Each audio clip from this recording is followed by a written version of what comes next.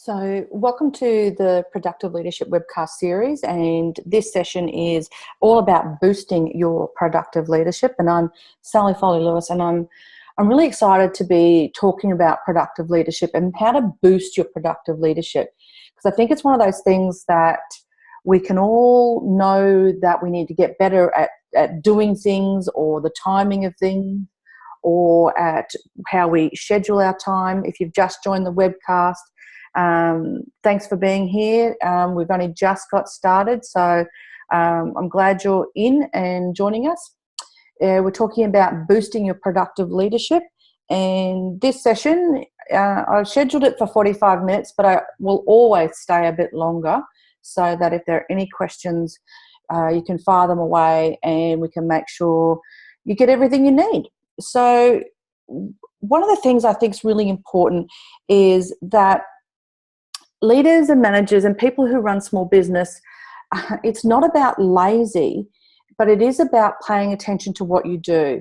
Because I think what happens is that we get so overwhelmed, or we get bored, or we get everything firing at us from all angles, that can actually stifle us getting stuff done. So when I talk about people being unproductive, it's definitely not about lazy. And I think that's a really important distinction, because sometimes people can think that they're being lazy, and while they might not be producing to a standard or to a volume that's expected of them, there's probably very good reasons behind why.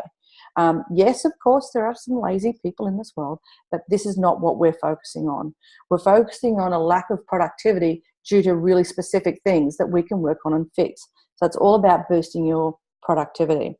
One of the biggest statistics I think just floors me every time I see this is that it takes us approximately 20 minutes to get back to where we were in the work that we were doing from an interruption. Now, especially if we're doing some high-level thinking, it can take at least 20 minutes to get back to the same level of focus and attention that you were at before you were interrupted. Now, we actually deal with approximately 2 to 3 hours worth of interruptions per day. So do the math. This is like doing my head in when every time I see this equation. And that means that our productivity is affected. And so that costs money. Some of the costs that we see is the ABC News put out an article talking about presenteeism in Australia costing $34 billion. And presenteeism is about people feeling obliged to turn up to work even though they're sick. That's the basic definition of presenteeism. That's big dollars for Australia. Fatigue-related productivity loss works out to be about $2,000 US per employee annually. Now, we would have fairly similar sort of statistics that rate quite highly per employee annually. And then another cost that I've been able to find is that it costs on average $3,500 to replace an $8 an hour worker. Now, that's an American pay scale that they're looking at. But in essence, it's about 50% or half the cost of an annual salary to replace someone, because of the hiring, interviewing, onboarding, training, and any initial loss to productivity in the transition. So replacing someone costs a lot of money. So there's some work that can be done in order to boost productivity of the team, rather than just getting rid of someone. And the other cost that I think is really important is that $200 to $300 billion, billion dollars in stress per year. And the impact of that on productivity is also quite phenomenal. And we know that when we're stressed, we aren't working at our best, we get into decision fatigue, and therefore work takes longer to complete. And so it's all that spiraling factor that comes into play. So I think it's really important to pay attention that when we think about productivity, this stuff costs money. And so even if we don't want to look at productivity from maybe let's call it the fluffy side of things, the emotive or the value and the human side of things, there's actually big argument for looking at it from a dollar perspective as well. Now, when I promoted this webcast to be on, I asked everyone who registered some questions. Well, one really key question. And so what you told me was that some of the biggest hindrances to your day-to-day productivity include remaining productive while managing a large number of interruptions daily, time management and my staff and their productivity, other people's needs and interruptions, and the volume and self-talk and procrastination.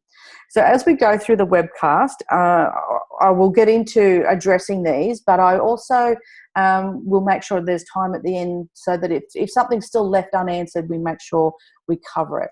So just so you know who I am, I've been working in my own business now for 8 years, but prior to that, I've worked in a range of different industries, and I've worked in Germany, the Middle East, Outback Australia, Sydney and Brisbane.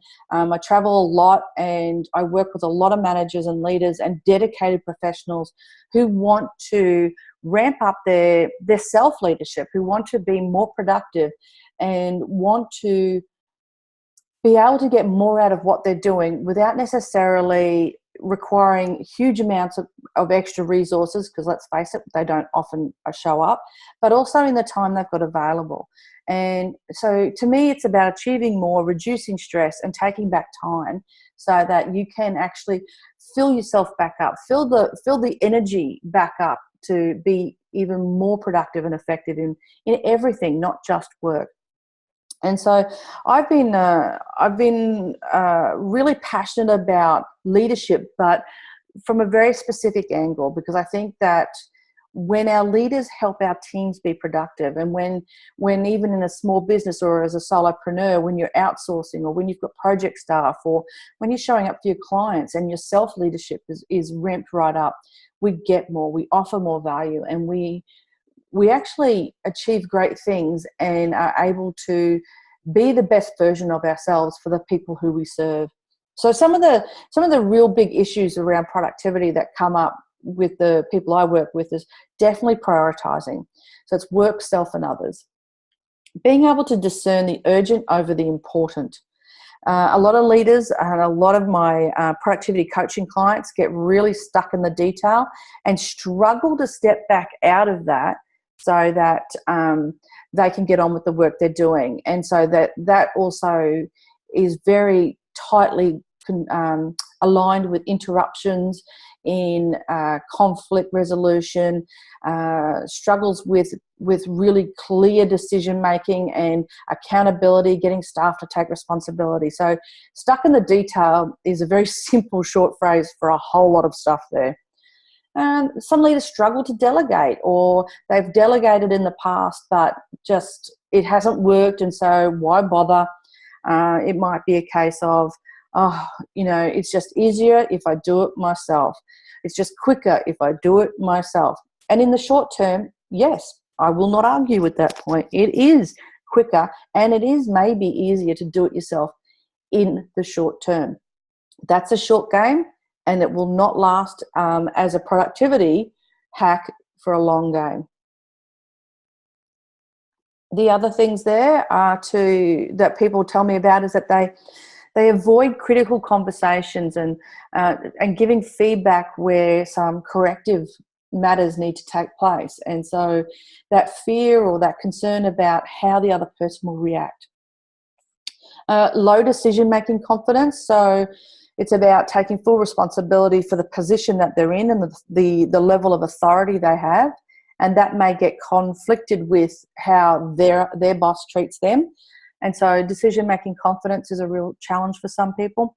Multitasking is massive, and it is actually wasting time and not achieving the level of accuracy that people think it should be or could be.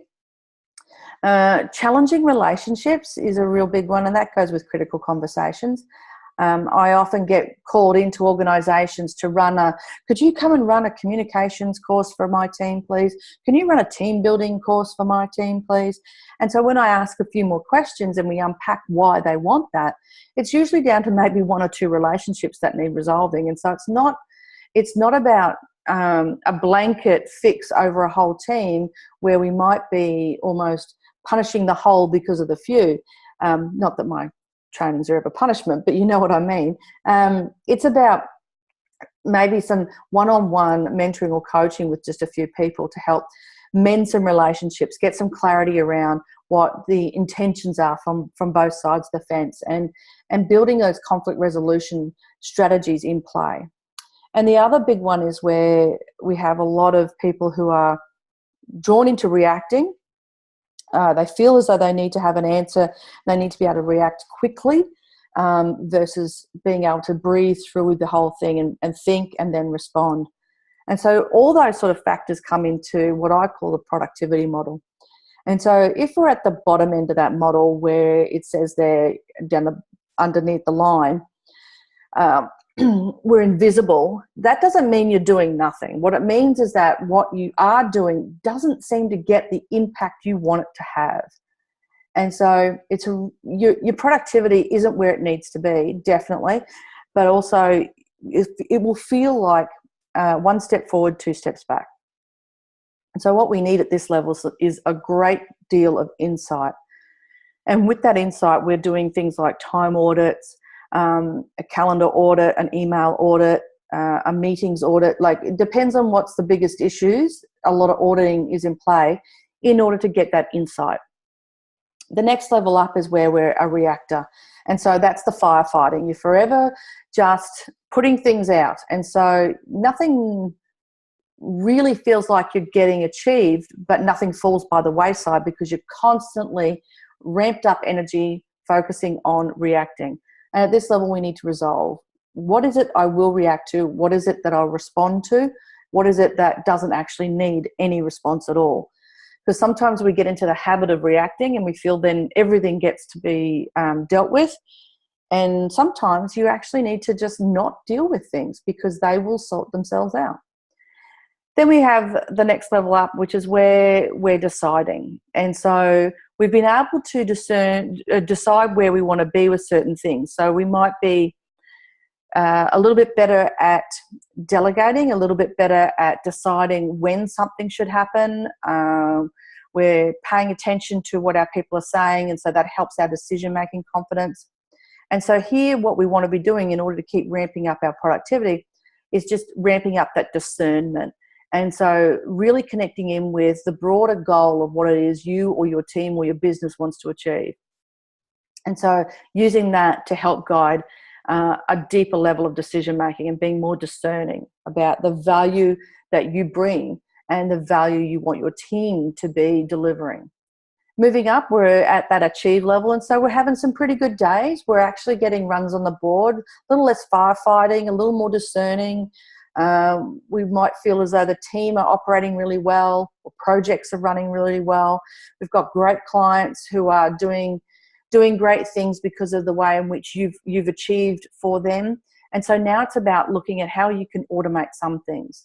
Not completely remove the human, because I think we still need a massive amount of human interaction for us to be successful. But it's about where I can automate, or at least systematize and put processes and procedures. And this also includes things like determining the types of tasks you will delegate and outsource. And so moving up from that is where we ultimately all want to be, and that's to be absolutely prolific with what we're doing. We're prospering. So when we're really running at this sort of level, we're able to not feel as though every day is a total drain. It's about sitting there and having the time in our day, the space in your day to value add, to be a strategic thinker, to find ways to grow a business, being able to look at how you can develop your team more in more dynamic and creative ways. So this is what I call the productivity model. And it's really important to have a look at that. And while I've just given a very brief overview, think about where you might be and what that means for you going forward to help focus on the activities you need to focus on in order to improve your productivity. So I'll just leave that there for a moment so you can have a look at it. And if there are any questions, please type them into the chat box. I'd love to make this as interactive as we can. Really important that if you have any questions, please do ask. And you can choose to ask as a whole thing, or you can choose to just ask me privately. I am keeping an eye on the chat box. So that's the productivity model. And so from here, when we know where we're at, then we can work out what we need to be focusing on. And so this is the productive leader in a nutshell, or in a Venn diagram as such. And so to me, leadership through the lens of productivity means we need to be focusing on personal, professional, and people productivity, and also focusing on the intersections between those, because that, I think, is really important. And so let's just break those down just a little bit further. When we're talking about personal productivity, this is about scheduling you. When you get on an airplane and you have the airline staff talk you through the safety message, and so put your own oxygen mask on first before you put the mask or help anyone else. We know why. It's because we're no good if we're just about to cark-it ourselves on the plane and we can't help anyone else, particularly if we are well and truly able-bodied. And the only thing we've done is basically disabled our ability to help because we didn't put our own oxygen mask on. So it's about putting your mask on first. And I think it's really important that you don't see that as being selfish or self-centered. It's self-caring. Now, I actually have an oxygen mask hanging beside my desk. I went and ordered one on eBay as a visual reminder that it's okay for me to look after me first, so that my energy and my focus and my attention are full and I'm not drained and only giving half the attention to others when I really want to be giving my all to others. So it's actually in benefit to everyone that you do schedule you first. Really important. The other elements inside of personal productivity are the busy versus achievement. Really understanding that busy is okay so long as it's achieving. Busy gives us a rush. It gives us a high. It makes us feel as though we are truly in the thick of it and having an impact. But what's it achieving? This is connected to goals, and it's connected to clarity, which is that intersection there as well. Really important to think about getting to the end of every day and saying, oh, so busy, or, you know what, I feel good because I've achieved. Big difference between the two. And that also ties into what are your habits and your time wasters, your personal time wasters especially. These are little things that you do that interfere with your own productivity, not anything anyone else does. Sometimes this gets a little confusing. When I ask a group of people what their personal time wasters are, they often talk about when they have to take calls. Well, that's actually someone else ringing you, and it may be that they work in the environment where answering a phone is actually part of their job. I'm talking about when you are surfing the net, when you are scrolling up and down your Facebook feed, when you are going out for cigarette breaks if you're a smoker, when you are what's that, binge watching episode after episode after episode of something, instead of actually doing something a little bit more productive that you would otherwise want to be doing. So you have total control over your personal time wasters. Now here's the thing. Here's my little caveat to this. Social media can be a massive time suck and can be a massive time waster. So it's not about never doing it. It's about being really conscious and really present to why you're doing it and when you do it. Big distinction there. So thinking about that. And focus and attention is another piece. And making sure that you minimize all the distractions, that you are single intention focused, that you get enough sleep, that you look after yourself, that you set your scene up so that you can be fully present for people or the activity or the task you're doing. And procrastination, this is a big one.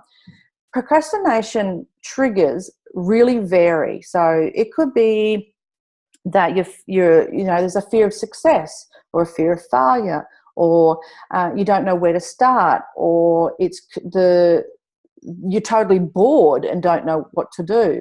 There are so many different triggers into procrastination that it's important to pay attention as to what it is that's triggering the procrastination for you right then and there. Because once you understand the trigger, you can then move forward into finding ways in which to resolve that. And like anything, being human, we might procrastinate because of a fear of failure on one thing, but we might procrastinate because of total and utter boredom on something else. So that's the idiosyncrasy or the craziness that procrastination can bring. It's not just procrastination on one type of procrastination. It's varied and it's triggered by multiple things at different times as well. So really important to identify, if you're procrastinating, asking yourself, what is it that's going on right now that's making me not want to do this or not know where to go with this? And then say, okay, well, what would be the one thing that would help me move forward? Do I need to get some support? Do I need to have an accountability buddy? Do I need to find out some more information? Do I need to delegate this? Do I need to get my manager to help me prioritize? Working that out from there is really critical for being able to minimize your procrastination, especially your procrastination triggers. And so one of the things inside of this I think is really important, especially in personal productivity, is that there are 3 A's. We need to take action, really important. And we also need to have some accountability in order to make sure that action occurs. And then it's about achievement. And so this is where a motivation piece comes in. So when we have got action and accountability and achievement, we tend to be able to boost that right up when we've got clarity and some coaching and some confidence. So what I mean by that is that when we are really clear about what we're doing and we've got goals and plans in place, then our action and our accountability go hand in hand. With some coaching or some mentoring, or at least an accountability buddy who's there to help us, that can be the glue between accountability and achievement. And there's nothing worse than having your coach. You got to get onto a phone call with your coach or your mentor or your buddy and say, "I didn't do it." You're not only letting yourself down, but you feel as though you're letting them down. And so that's the piece that helps us stay the course and keep on plugging on and keep on taking action. And so when we have achievement, we kind of feel really glad and we feel good about ourselves, and therefore it boosts our confidence, which means we're more prepared to take more action. So I think that sits inside of personal productivity as something to do with our self-leadership, and I think that's really important. A lot of people talk about how to motivate their staff, and how to stay motivated for themselves. Well, actually, to me, action is required first. I had a staff member years ago would say, "Oh, well, when I get motivated, I'll do that." And I'm thinking, no. Start doing something, even just something small and minor. Take action, because out of action comes the motivation. And when we get the motivation going, we get the productivity going. And a byproduct of that is the confidence. And so the cycle continues. So it's action first. And maybe even stop thinking about motivation being married to action. Just think about action. Don't even worry about motivation, because it will come. I hope that's making sense, because I think that's a really key piece for our own self-leadership and to stay the course and to keep on working hard towards our own goals. It's a really key strategy for when you've got staff who are starting to get disengaged or at least just unmotivated. Then the question or the conversation can be around, well, what actions can you take right now? Because trust me, if you start doing stuff, the motivation will come. And also the clarity will come, the clarity around what it is they're doing. So I think that's really important. So that's inside of personal productivity. From a professional productivity perspective, this is about the way in which you do your work. I think it's really important that you look at the space within your work, and not just physical space, but also your mental space. So clearing the space mentally means, okay, I've got all these things to do, so I'll just capture them on a little note, get them out of your head and put them down so that your thinking can be clearer and less cluttered, and then be present for your task. Clearing your space, I think, is really important. I'm not necessarily one person that says a decluttered desk is the perfect environment. For many creative people, a cluttered desk actually spurs on more creativity. And if creativity is the type of work you do, then you don't want to undo that. The challenge is when you have a very visible desk and you have to be looking neat and tidy for clients. But it's about, if you lead a creative team and they've forever got a messy desk, then start asking the question about, what does this messy desk give you? Does it boost your creativity? If so, then okay, let's just keep it coffee cup and food scraps clean, but everything else can be cluttered and dynamic for you. If you look at your desk and your workspace and it actually kind of overwhelms you, it stifles you into procrastination, then it's time to declutter. Clear out that space. And one of the best, quickest, easiest ways to do this is take everything off and only put back what you need. And so we talked about personal time wasters just before. Now we're talking about the environmental time wasters. And these are things that happen to you that are usually outside of your control. You may have some influence.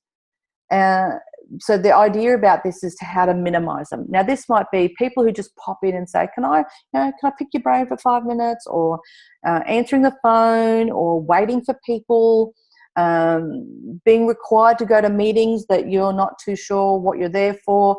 So it's a whole range of things. And so one of the things you can do is identify what are those time wasters, and then have conversations with the people that who are involved with those time wasters and say, what do you think we can do to make sure we get the most value out of doing these?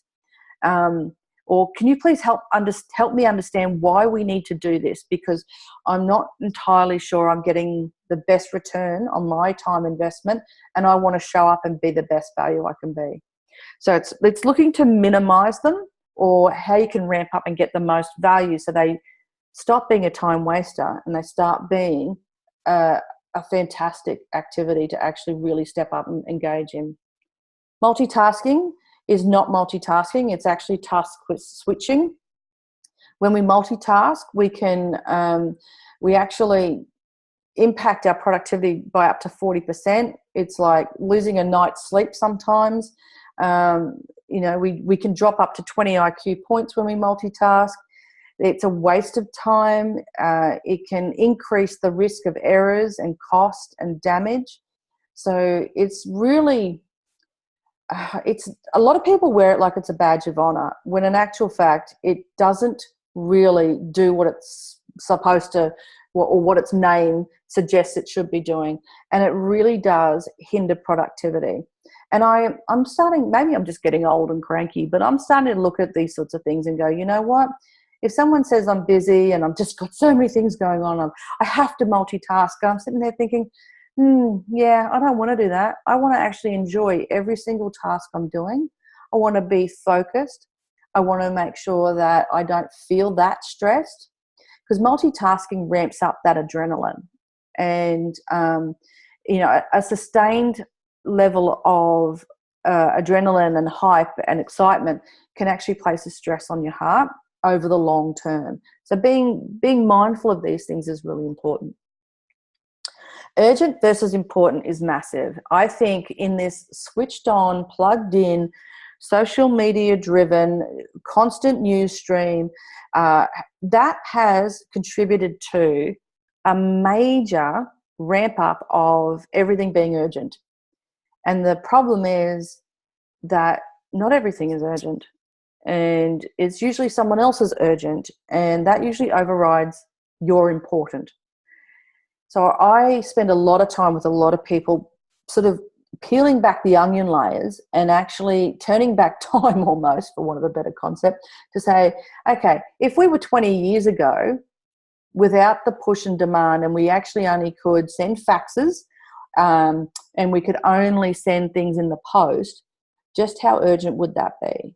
And so it's about thinking, what's actually the most important thing to do here?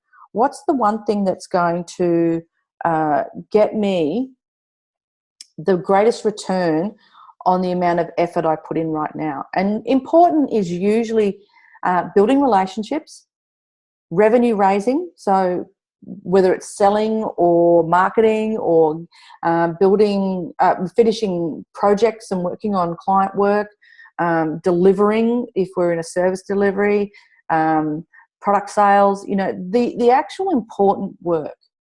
So urgent is usually a crisis. Now, if it's really urgent and it's really important, when they both are high, that's a crisis. So you've got a flat tire on your way to a meeting. That's probably got a little bit of element of crisis. The fire alarm's gone off in your building, and it's not a practice. That's urgent and important. Okay, it's that instant adrenaline rush. Something's got to be dealt with right now. That is what urgent and important is, and that ties into emails and meetings. So for me, an email is never urgent. If someone sends me an email, I might respond immediately if I'm in front of my emails, but it's not an urgent thing. A phone call is urgent versus an email in that comparison piece. And so that's the other thing, meetings and emails, how do you handle them? Do you do them in batches? Do you make sure that you set up expectations and you use your out of office or autoresponder in an effective way so that people know that you only answer emails at certain times, or they know that they can contact you by phone if it's important or urgent? It's about using the resources inside these tools more effectively. And like meetings, do you set an agenda? Do you actually set an end time to a meeting?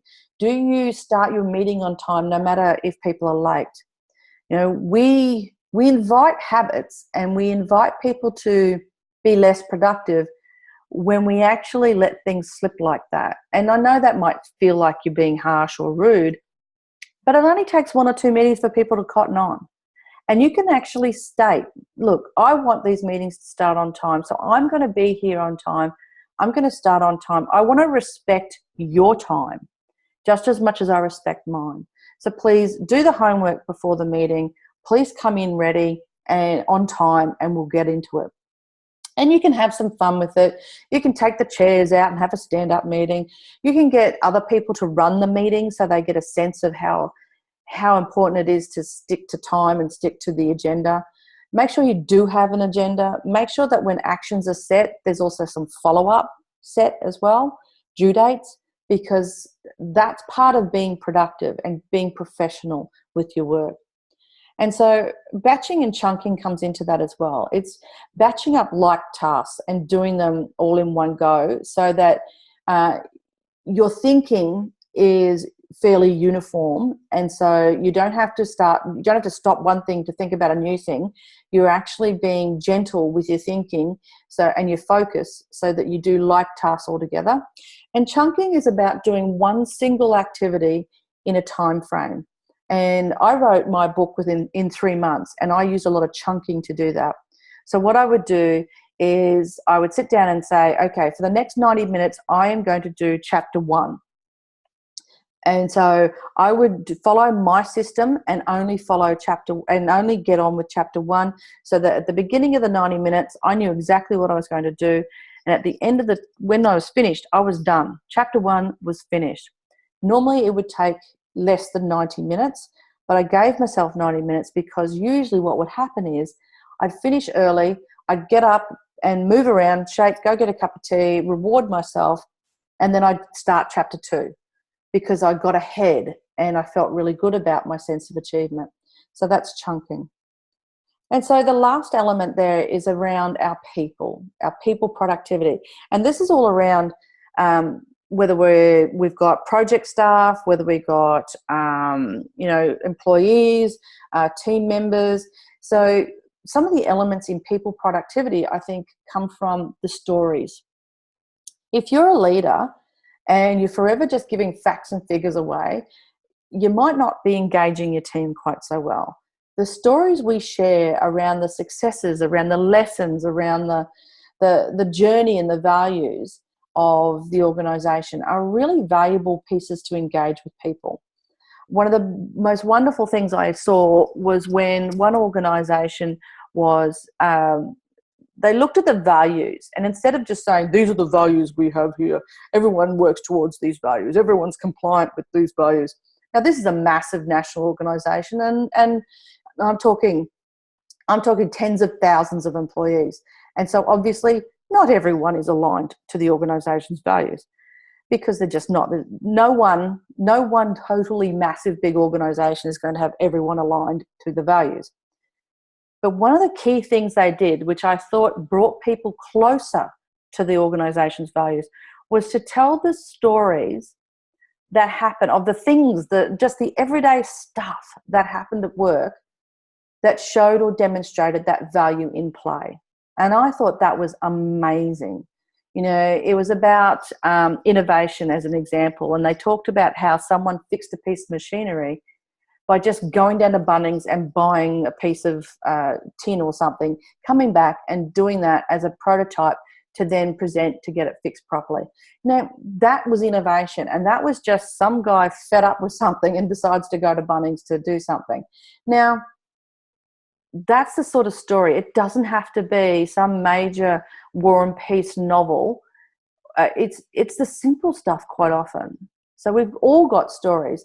So what are the stories you can share that help build people's connection to the organisation? Because when people are more connected, they're going to step up, they're going to be more engaged, they're going to be more productive. Looking at conflict. Now, there's two types of conflict. There's constructive and destructive. Constructive conflict is about having a really good debate to work something out, and having a lot of people challenge assumptions and thinking, so that we all know that we're working towards a positive outcome. And that's usually focused on an external something, like a problem or an opportunity or a task or a project. Whereas destructive conflict is actually more personal, and I'm just pulling you down for the sake of pulling you down, and then you pull me down, and then we just get ugly.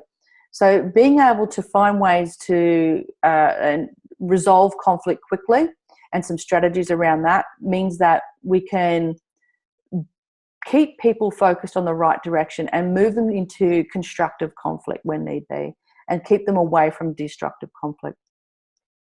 Telling versus asking is a really valuable one, and I do a lot of work with a lot of people on this, particularly managers who feel as though they have to have the answers to everything. And the thing is, they don't. Just on LinkedIn in the last couple of weeks, a very dear friend of mine asked the question about, how do I motivate people? How do I keep my staff and my employees motivated? And it was as if, and I'm making an assumption here, so I fully own the assumption, it's as if the manager needed to have the answer themselves. When to my way of thinking, go ask the employees. They're there. They know what motivates them. Ask them.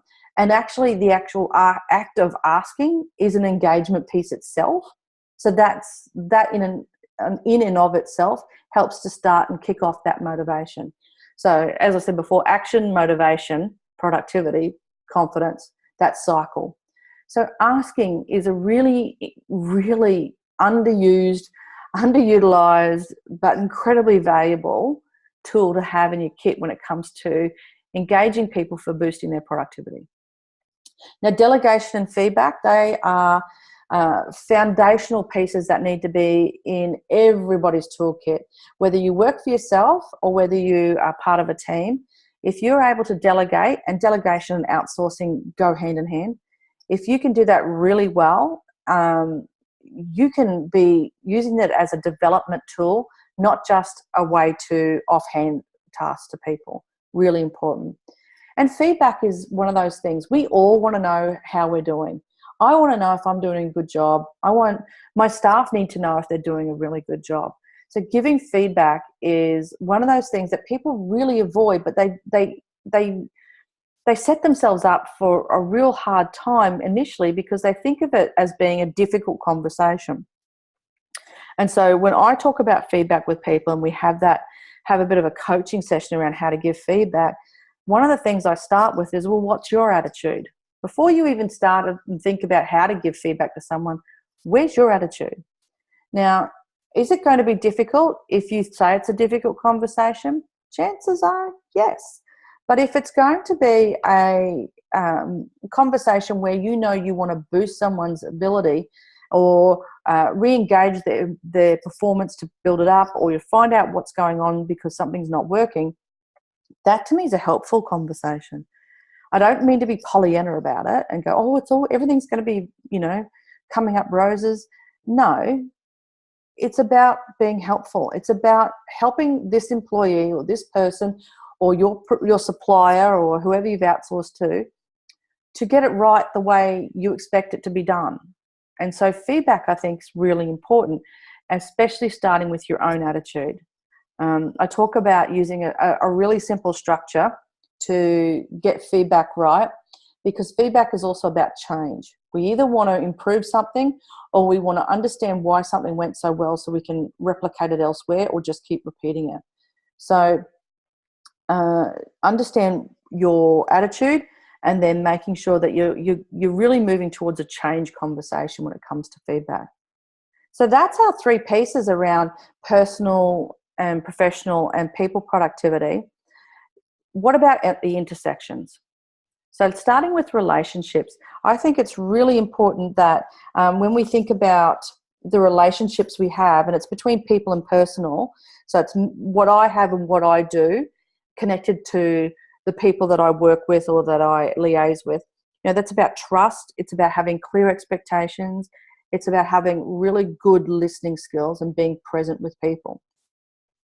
When we think about clarity, and that's between personal and professional, this is about the goals that we have and the priorities that we give them, and they're driven by the values that we bring. So it's important that I know this about me so that what my personal productivity and my professional productivity can be adjusted in order to be as best return as possible on what I'm doing. And then between people and professional, we have boundaries. And I think it's really important that we understand where our boundaries are. Sometimes they're too loose or sometimes they're too tight. And if our boundaries are too loose, then we usually get exploited or we feel like we're being used. And if they're too tight, then we can really be missing out on a lot and find that people stop coming to us because they automatically assume no or never is going to be the answer. And so it's a balancing act. Some things you might want to be loose on and that's okay. Some things you might want to be tight on and that's okay. Just be aware of the impact of where you are with your boundaries. Now, one of the greatest things I think is really important for a lot of people is to know the difference between no, not me, and not now. So no, not me, and not now. Now, I think no should be used the least amount of times, but not me and not now are really valuable because we always do want to help the people that we work with, but how we help them is really important and is closely aligned with our boundaries. So is it not me or is it just not now? And I think that's really critical to get that clear so that we can not feel used, we can still be helping, and we can feel good about the boundaries set for ourselves.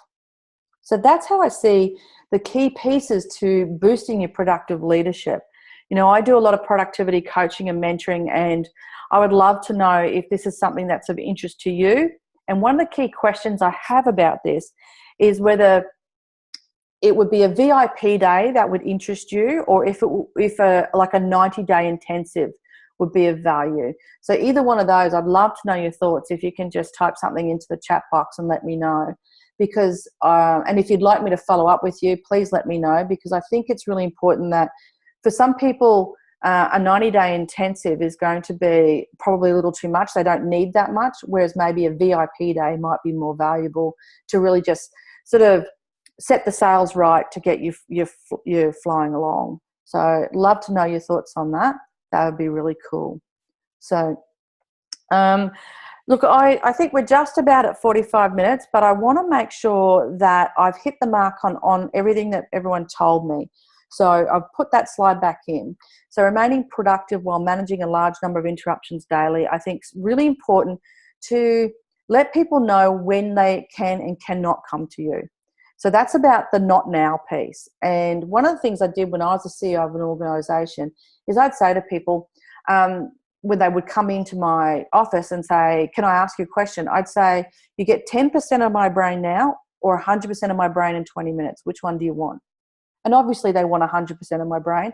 They also took a lot of jokes about my brain, but that's the good fun banter we have. However, it's about saying, please, I want to be present for you. I've just got to do this now. And people get that. No one got upset when I said not now. Because what happened was, when I'd finished, I got up, I went to them and I said, is now a good time? And I gave them 100% of me and could answer their questions. And here's the other thing. When I said not now and they went away and worked on it, by the time I got to them again, they went, no, it's all sorted. So you're actually also creating a level of self-reliance for people too. So never fear putting people back just that little bit. But, manage expectations. Tell them you'll come to them. Tell them how long they need to wait. Time management is to me, that's not even a real thing. If you look at an old school clock where you see the second hand going round, how do you stop that besides taking the batteries out? You can't manage time. It's actually task, effort, and focus management.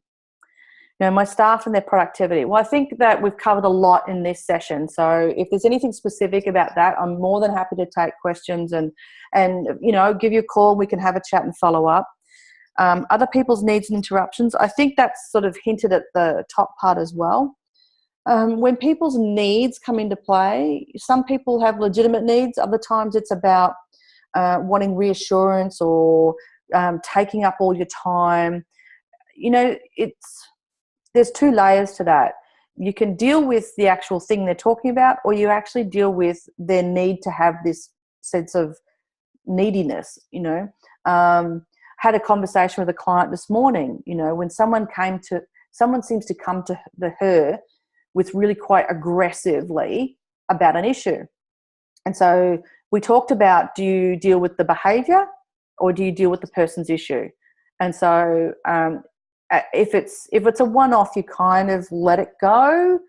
But if it's starting to be a pattern, then you've got to jump on that quickly and go, okay, I can see that you're really upset and there seems to be a pattern coming here. Or, you seem to be wanting to need to do this a lot. What's going on? Because I'm concerned that we're not giving you enough attention. What is it you need? Like, get to the heart of it. And, just being open and honest and coming from a perspective of, help me understand what you need. As Stephen Covey in his 7 Habits book says, seek to understand. And even the act of seeking to understand is an engagement piece. And when people are engaged, they're more productive. So start there and see where that conversation takes you, because then you'll have the information to know whether this person is needing better confidence building skills or the actual skills to do the job. So I think that's a really important piece there. The volume, the self-talk, and the procrastination. Well, we've talked about the triggers about procrastination and asking yourself and unpacking that.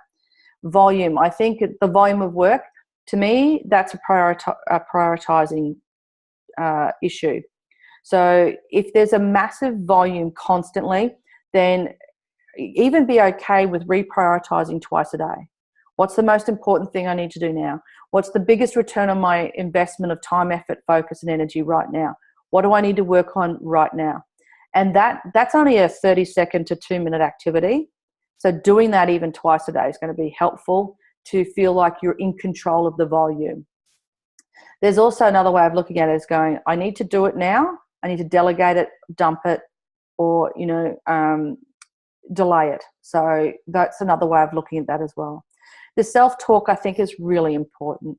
I have on my desk little posters that say, I am worthy, I'm confident, I'm easy to buy, I have no expectations, I'm a rock star. We all need to think about our self-talk and how we can raise ourselves up. And I was listening to Tim Ferriss' interview this morning, actually, and he talked about, treat others as you would like to be treated. Well, I think it's kind of what he was talking about was twisting that quote around. And if you treat someone else really nicely, then that's exactly how you should treat yourself. Don't treat yourself worse than what you would treat someone else that you love. And I thought that was a really neat way of looking at it. So always checking your self-talk, When I was a teenager, my mum tried this thing with us, and she said, you're allowed to have a whinge, but finish with something positive. So if I was complaining about something, she would then say, okay, so what's something positive or about that you can share? These are just the tricks you play, the games you play with yourself to constantly trigger the more positive elements. So hopefully that's covered those. I know we've gone pretty quick, but I don't want to eat up all your time. So if there's any questions, please feel free to write them down. I'll stay on the line for a little bit more. Fabulous webinar. I've taken a lot away from today's session. Feeling empowered to take action. Thank you very much. Oh, my pleasure. My pleasure. Candice, thank you for being here. I appreciate that. Feel free to log off when you need to. I want to respect your time, but I will just hang here. So if there are any other questions, thank you. That was lovely. Lovely comment. I appreciate that. And of course, you can connect with me if you want to touch base. If you have any questions, I'd love to hear from you.